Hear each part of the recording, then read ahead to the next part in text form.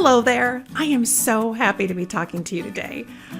There is an exciting new record collection available that really has the potential to bring new family history discoveries, but you also might find yourself in it.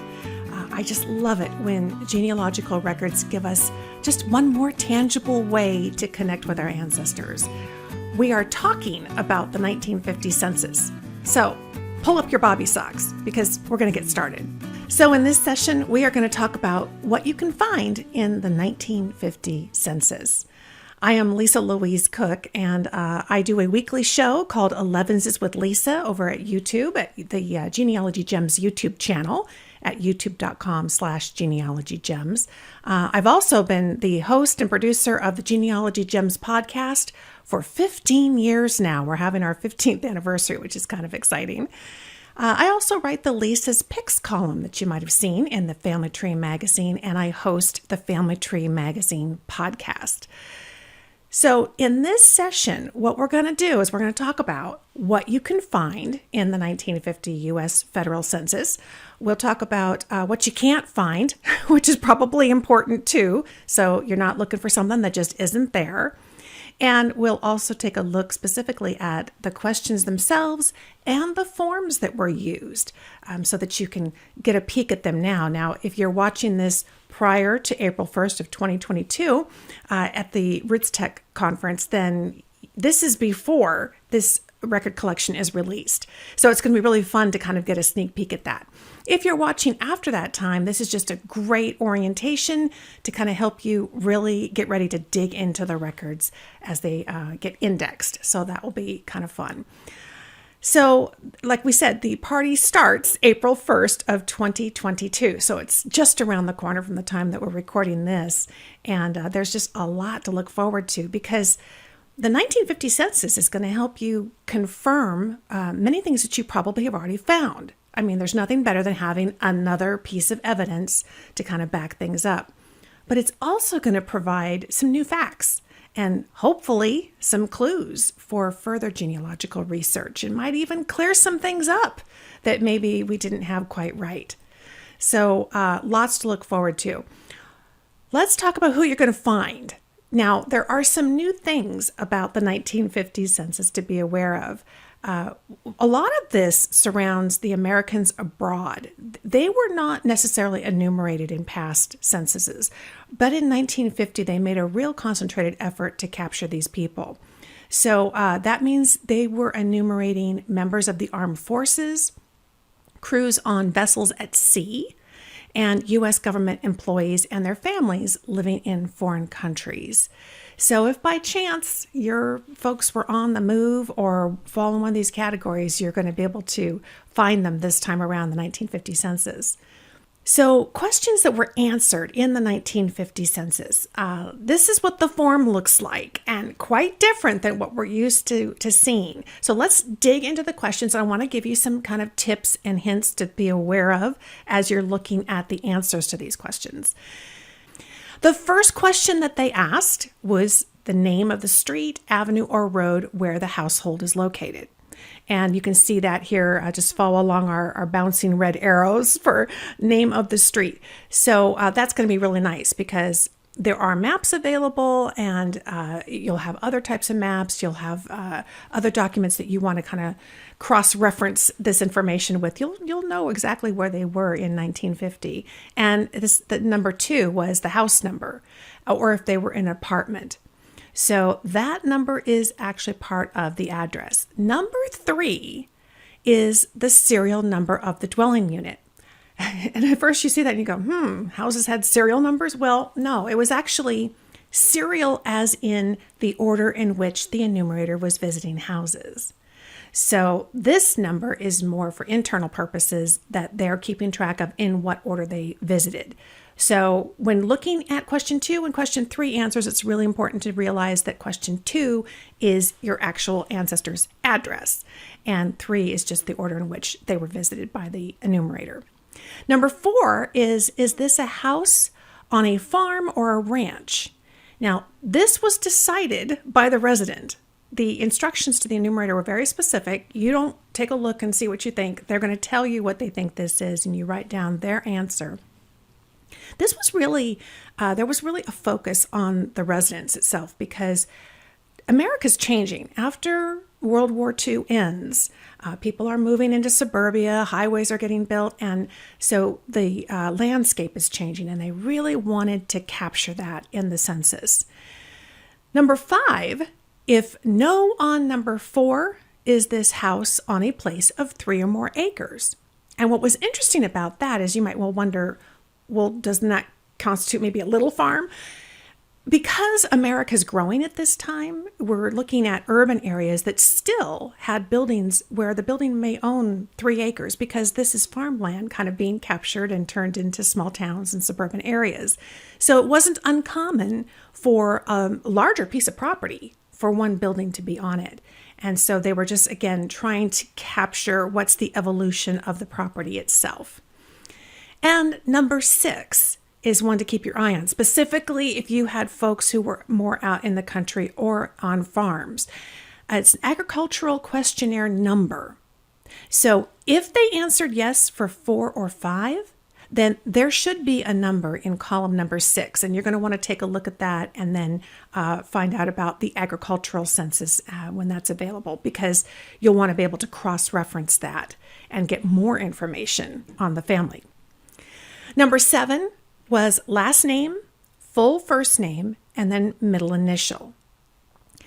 And the order in which they were going to enter the names of these people who were in this household would be the head of the household first, the husband, the wife, then unmarried sons and daughters in age order, married sons and daughters and their families, and then other relatives. That would be the order in which they would put folks on the list. Number 8, relationship to the head of household. So are they the wife, the daughter, the grandson, the mother-in-law, all that kind of stuff, hopefully. And they had lots of specific categories there. And then number 9 is the race. Now, one of the things the instructions tell the census taker is that all members are assumed the same race as the head unless told otherwise. So if you see everybody listed the same, but you kind of know that that's not the case, it doesn't mean necessarily that it was wrong. It was just that they didn't tell them that. They didn't specify. Number 10 is sex, whether they are male or female. And number 11, how old was he on his last birthday? So they would enter the year, the month, and the birth for the person who's listed on that line. Number 12 is he now married, widowed, divorced, separated, or never married? So they were specifying separated. And that might be kind of new. Also, never married. So what falls within that category? If they had an annulment, they were still listed as never married. If they were in a common law marriage, they were listed as never married. And you would see NEV in this category. So keep an eye out for that. Number 13 was place of birth. So the state or foreign country where the person was born. And if outside the U.S., they were to enter the name of the territory or the possession, who was holding that area, or what foreign country it was. Now, keep in mind, when a person lives close to a border of another state, if that child was born in the next state, they might still list them in the state where they were currently living as an infant. So just be aware for really young children, and where there might be a situation where it's close to a border like that, again, maybe take that with just a little bit more of a grain of salt, that it may or may not be technically exactly where that person was born. It might be where they're actually living as an infant. So keep that in mind. Number 14, if foreign born, is the person naturalized? Have they gone through the naturalization process with putting in their first papers and their second papers? Now, it says here that you would either have yes as an answer or no. And if they had only submitted their first papers to become naturalized, they were still in the no category. So seeing no there doesn't mean there aren't papers to go and try to track down from a genealogical standpoint. So keep that kind of on the forefront of your mind, because we don't want to miss a record because we see a no there. And they would put AP if the person was born of American parents, but abroad or at sea. Number 15 is, what was this person doing most of last week? Now, in this section, we've just moved out from covering everybody in the household. The first 14 questions were for everybody, but for anybody in the household who's over the age of 14, now they have a whole nother set of questions that all revolve around work. And they really want to know, particularly now that the war is over, what kind of work are people doing? How employed are they? And so when they asked what were they doing, it wasn't were they playing Scrabble last week? It was, were they working and what kind of work? And they're going to ask a lot of questions around that. So were they working? Were they keeping house? Or were they doing something else? Perhaps they were away at school. Number 16 kind of builds on this. Did this person do any work at all last week, not counting around the house? We like to see their acknowledgement that how work around the house is vitally important and hard work too. So they would put this in number 16. Did they do any work at all last week? And then number 17, if no, on 16, was the person looking for work? Number 18, if no, even though he didn't work last week, does he have a job or a business? So they want to know if their businesses are stagnant or they're seasonal, perhaps. There could be lots of reasons why a person would have a job or a business and not actually be working in the past week.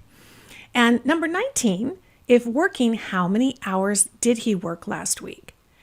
And it was interesting to see that they specified that even if it's unpaid, so there'd be many people, perhaps adult children living in a household who are working on the family farm or in the family business, and technically they're not paid. Perhaps they're getting room and board. So they're trying to capture that here as well. And 20A, what kind of work was he doing? So this 20A, B, and C, now we're getting into trying to figure out what are the industries, what are the titles of the positions and the class of workers that are out there. So this is his occupation title.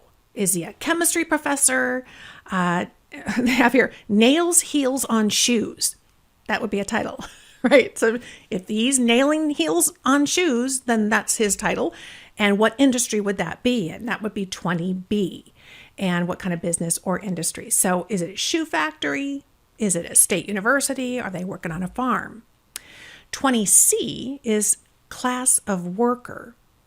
So I've got the codes here for you, and these will also be in your handout. P was for private employment. O was for owns their business.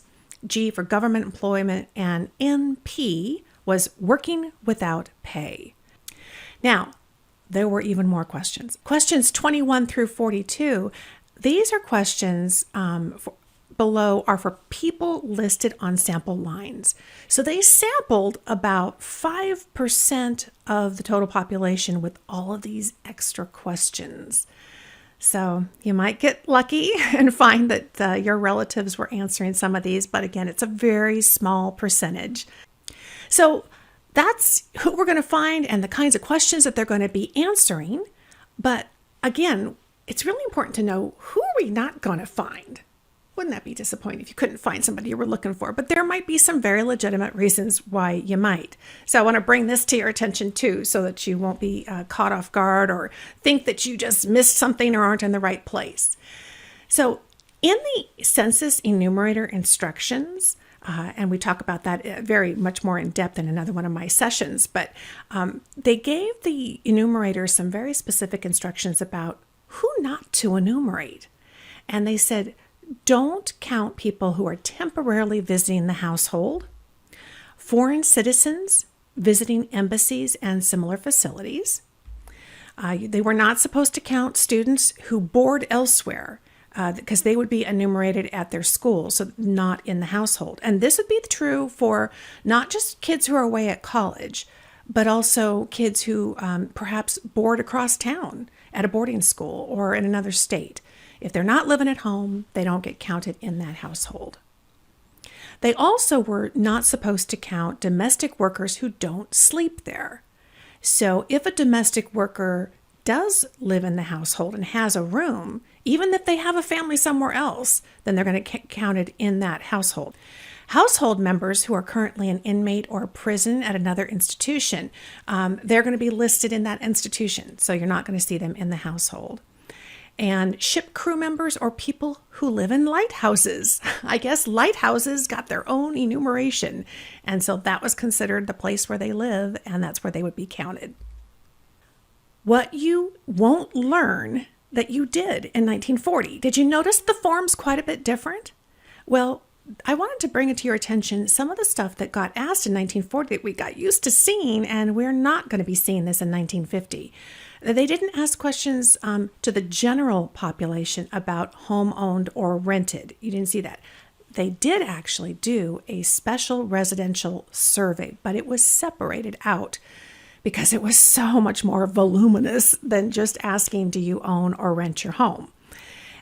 So you're not going to see with the general household the value of the home or the monthly rental cost. You're not going to see whether or not they attended college or school or their highest grade completed.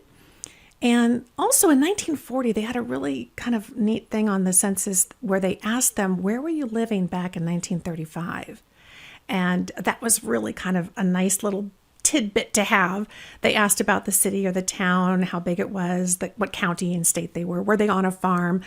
They didn't do that in 1950. You should, though, take great happiness in knowing that you're going to find out more than ever before. And the reason for that was that they really put an emphasis on accuracy.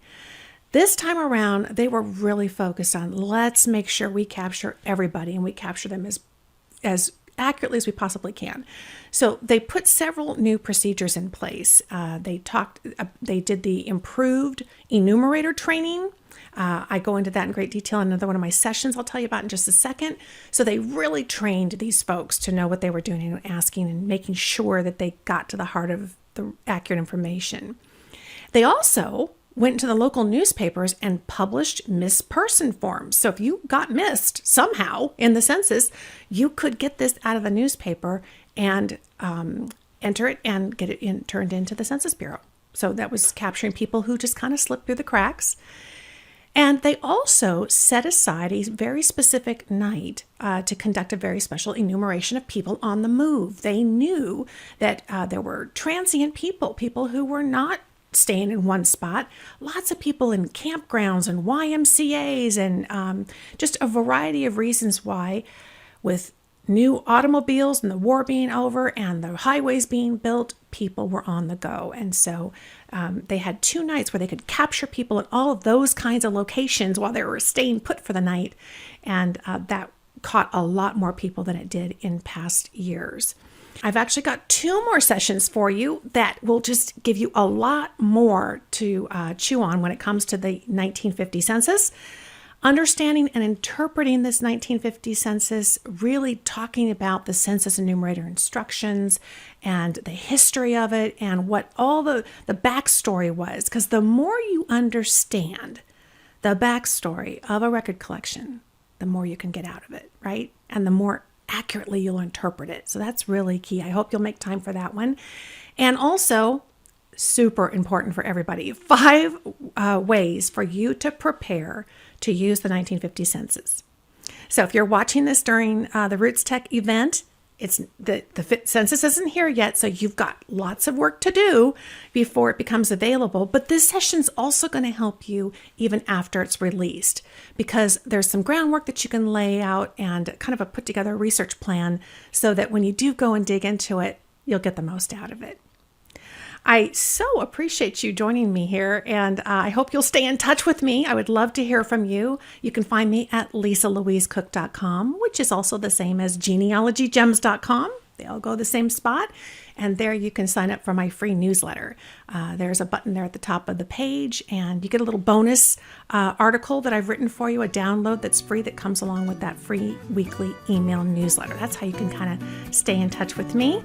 And I wish you the very best success finding all there is to find in the 1950 US Federal Census.